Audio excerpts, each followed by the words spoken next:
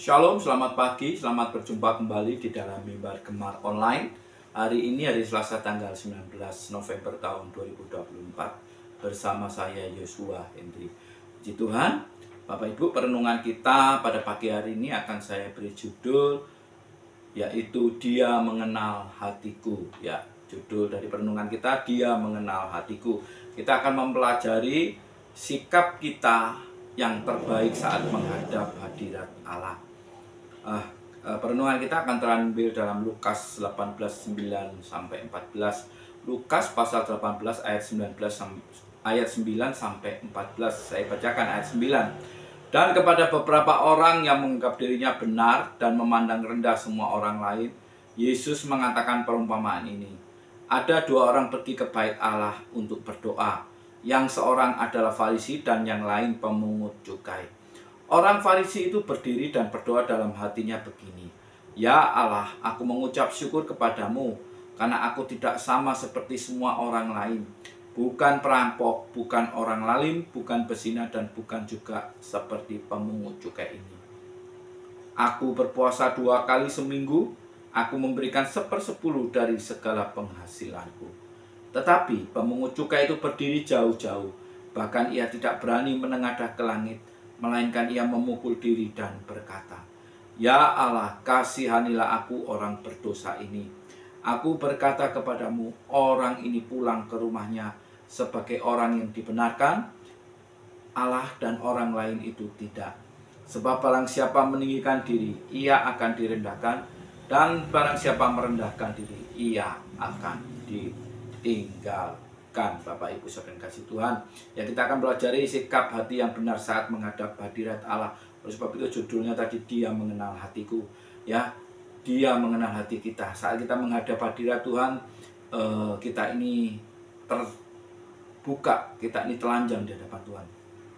Bapak Ibu, Yesus memberikan contoh dua orang yang pergi ke bait Allah untuk berdoa. Mereka adalah orang Farisi dan seorang pemungut cukai. Ketika orang Farisi berdoa, ia menyatakan kalau ia tidak sama dengan pemungut cukai. Bahkan ia memaparkan telah menunaikan kewajibannya, telah beribadah dan memberi persepuluhan. Dengan begitu dia mengatakan kepada Allah bahwa sebenarnya orang Farisi ini mengaku di hadapan Allah.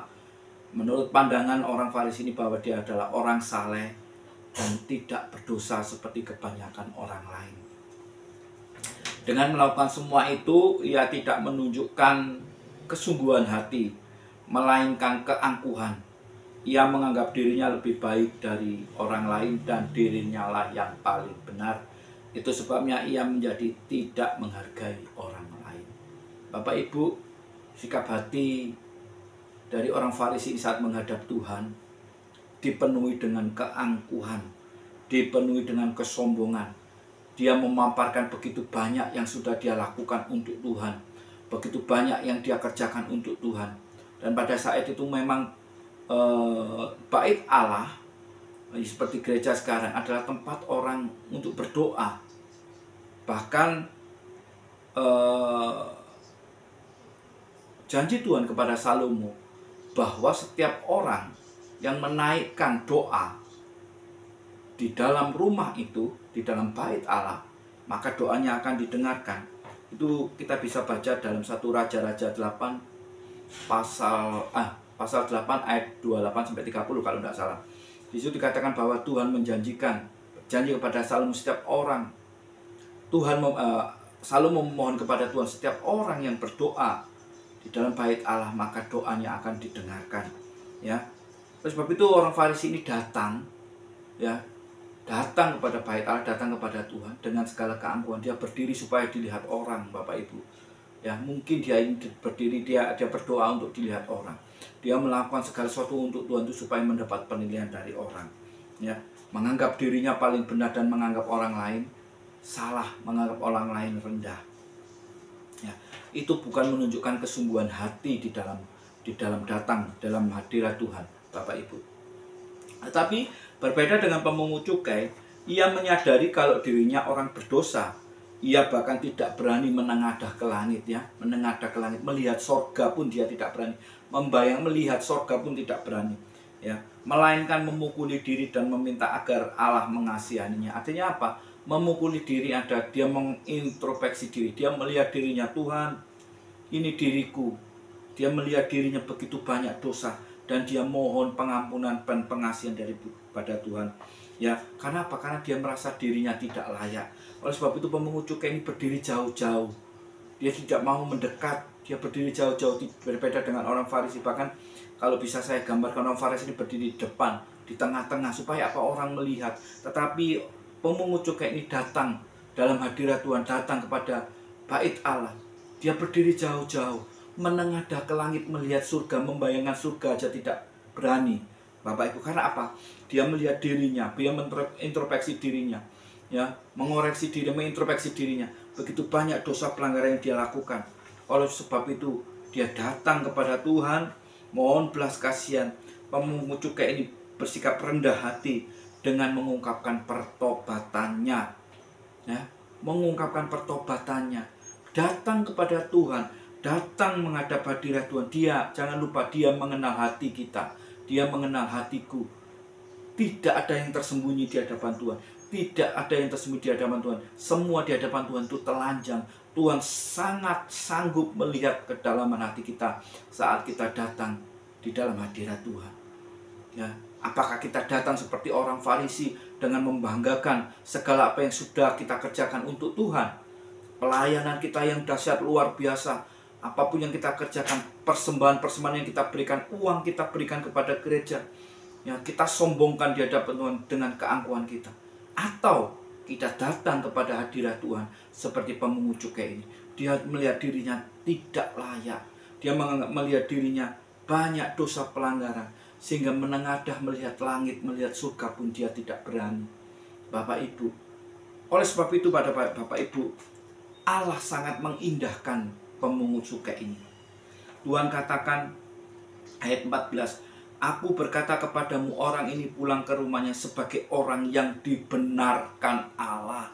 Bukankah kita datang ke dalam hadirat Tuhan itu untuk dibenarkan oleh Allah? Bukan menjadi orang yang paling benar, tetapi orang yang paling dibenarkan oleh Allah. Bapak Ibu Saudara yang kasih Tuhan, haleluya.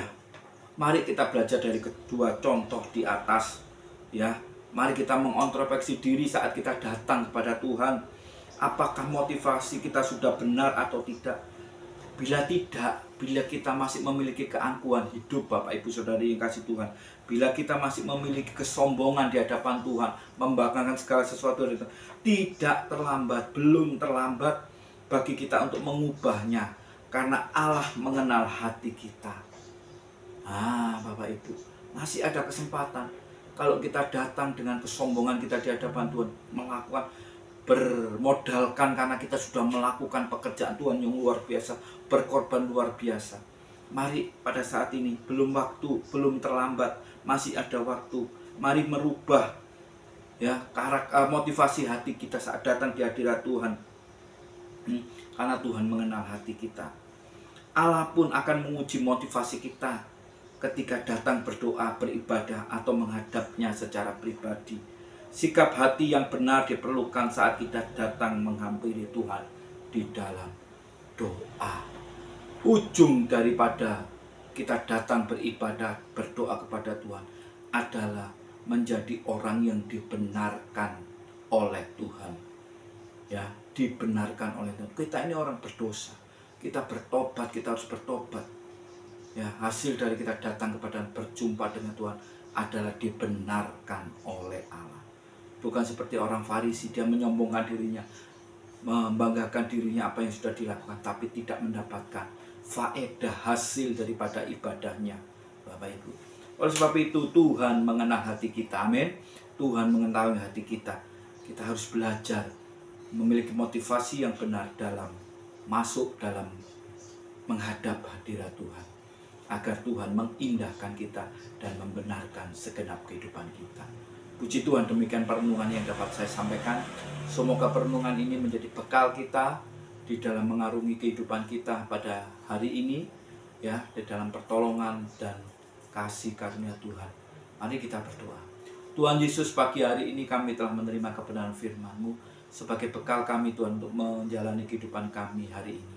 Kami mau menjadi seperti orang pemungut cukai. Oh Tuhan, selalu merendahkan diri di hadapan Engkau, merasa tidak layak, tidak ada kebenaran sedikit pun dalam hidup kami, tidak ada, Tuhan, kami menurut manusia berdosa, tidak ada sesuatu yang benar dalam hidup kami. Tuhan, mohon belas kasihan-Mu, ampuni kami Tuhan. Kami mau bertobat berbalik kepada Engkau. Kami tidak mau seperti orang Farisi yang menyombongkan diri dengan keangkuhannya, mengakui bahwa dirinya adalah orang saleh, sudah melakukan banyak perkara untuk Engkau, tapi ujung-ujungnya Engkau tidak membenarkan, Engkau tidak mengindahkan. Oleh sebab itu Tuhan, pada pagi hari ini berikan hati kami seperti hati seorang pemungut cukai yang mau merendahkan diri di hadapan Engkau. Terima kasih Tuhan, terima kasih. Berkati umat-Mu, jemaat GEJ Peniel Tuhan, di dalam aktivitasnya sepanjang hari ini. Biarlah kasih karunia Tuhan ada limpah dalam kehidupan umat-Mu, jemaat GEJ Peniel. Terima kasih Tuhan, terima kasih Yesus. Kami serahkan hidup kami di dalam tangan-Mu. Kami serahkan doa kami yang jauh dari sempurna dalam nama Tuhan Yesus Kristus. Haleluya. Amin. Puji Tuhan. Tetap rendah hati, terimalah berkat Tuhan, terimalah pertolongan Tuhan, terimalah penyertaan Tuhan. Salam bergemar.